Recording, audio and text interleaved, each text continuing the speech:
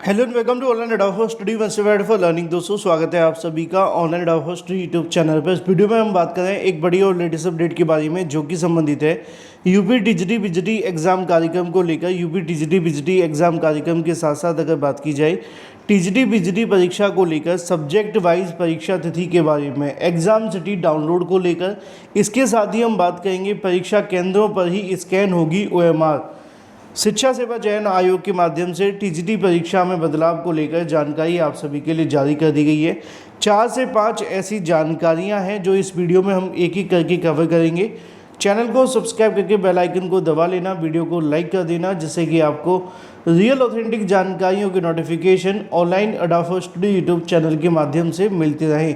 सीधे शुरुआत करते हैं मुद्दे की और बड़ी अपडेट के साथ जो कि संबंधित है टीजीटी बीजीटी परीक्षा के बारे में। साथ ही साथ अगर बात की जाए टीजीटी बीजीटी को लेकर सब्जेक्ट वाइज परीक्षा तिथि के साथ एग्जाम सिटी डाउनलोड को लेकर, और एक सबसे महत्वपूर्ण जो मामला है परीक्षा केंद्र पर ही ओएमआर स्कैन को लेकर। मुझे पता है कि आप लोग सुनकर के इसको कहेंगे सर इसका मतलब क्या है। ये बड़ी ही महत्वपूर्ण चीज़ हो सकती है, लेकिन कुछ फ़ायदे कुछ नुकसान हर चीज़ के होंगे। आपके नुकसान फ़ायदे आप पर डिपेंड नहीं करते हैं, वो आने वाले समय में होने वाली समस्याओं पर डिपेंड करते हैं। अब ओएमआर को लेकर ये बात क्यों कही जा रही है उसकी वजह मैं आपको समझा देता हूँ।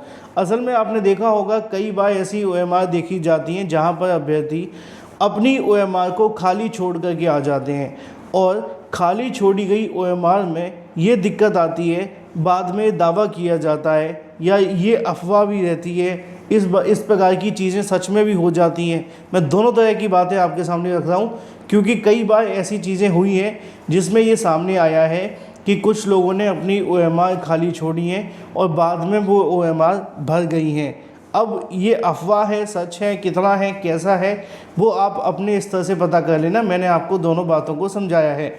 लेकिन जब अपनी ओएमआर कोई खाली छोड़ करके चला जाता है तो दिक्कत ये आती है कि उस ओएमआर को बाद में अगर भर दिया जाएगा तो ऐसे अभ्यर्थी जो इसमें चयनित होंगे वो अभ्यर्थी होंगे जो धांधली भ्रष्टाचार करने वाले होंगे, यानी कि पैसे दे करके अपनी ओएमआर को भरवा लेंगे।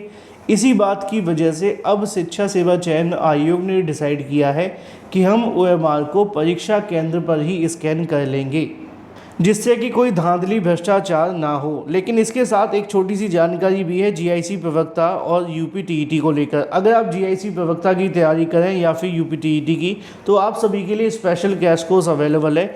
दोनों कोर्स मात्र 199 रुपये के अंदर आपको मिल रहे हैं। यूपी टीईटी में 199 देने के बाद आपको मिलते हैं 60,000 वन लाइनर, सभी सब्जेक्ट के आपको नोट्स, इसके अलावा 50 प्रैक्टिस सेट 2011 से लेकर 22 तक के प्रीवियस ईयर क्वेश्चन, और इसके अलावा 24/7 आपको सपोर्ट मिलता है।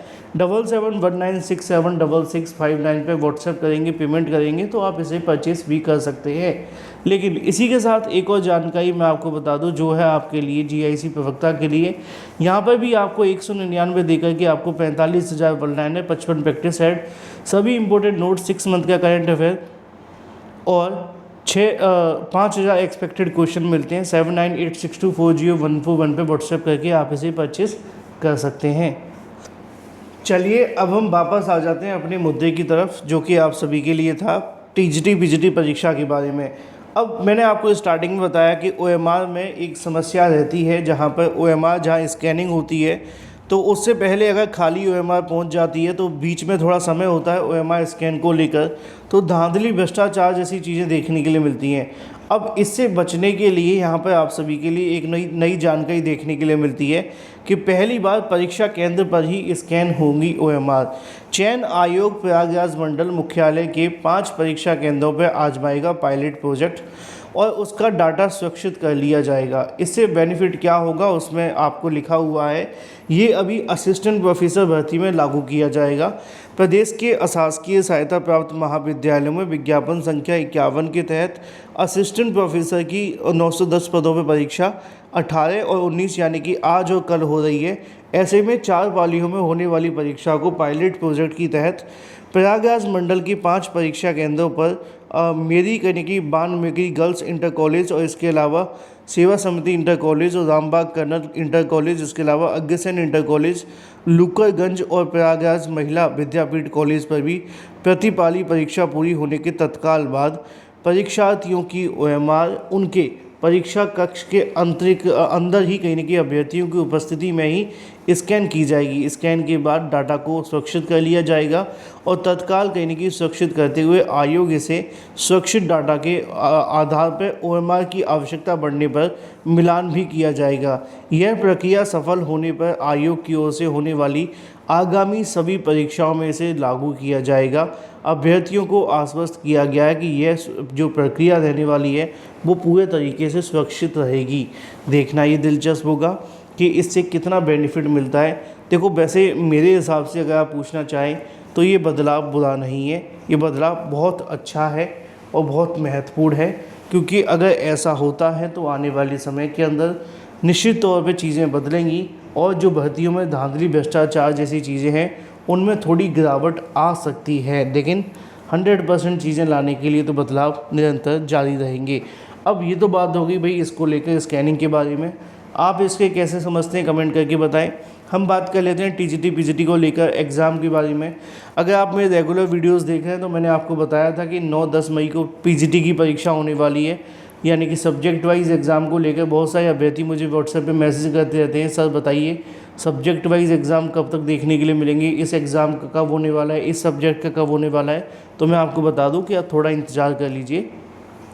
शिक्षा सेवा चयन आयोग के माध्यम से 25 अप्रैल के बाद सब्जेक्ट वाइज एग्ज़ाम डेट जो है वो जारी की जाएगी। चूँकि अभी आपकी परीक्षा में अच्छा खासा समय है, तो 25 अप्रैल के बाद में PGT परीक्षा को लेकर सब्जेक्ट वाइज एग्ज़ाम कार्यक्रम जारी हो जाएगा, जिसमें आपके सभी विषयों की जो एग्ज़ाम डेट है वो देखने के लिए मिल जाएगी। ठीक है, तो PGT को लेकर तो 25 तारीख के बाद आ जाएगा। TGT की बात की जाए तो उसमें आप जानते हैं कि अब ये जो परीक्षा है TGT वाली वो जून में होने वाली है, तो उसमें अभी समय है। अभी शिक्षा सेवा चयन आयोग का पूरा फोकस इन्हीं परीक्षाओं को लेकर है, जैसे कि आज होने वाली असिस्टेंट प्रोफेसर भर्ती और बाद में होने वाली अगले महीने PGT की परीक्षा। एक बार जैसे PGT की परीक्षा नज़दीक आएगी फिर उसके बाद में TGT को लेकर जो कार्रवाई है वो और ज़्यादा तेज़ हो जाएगी।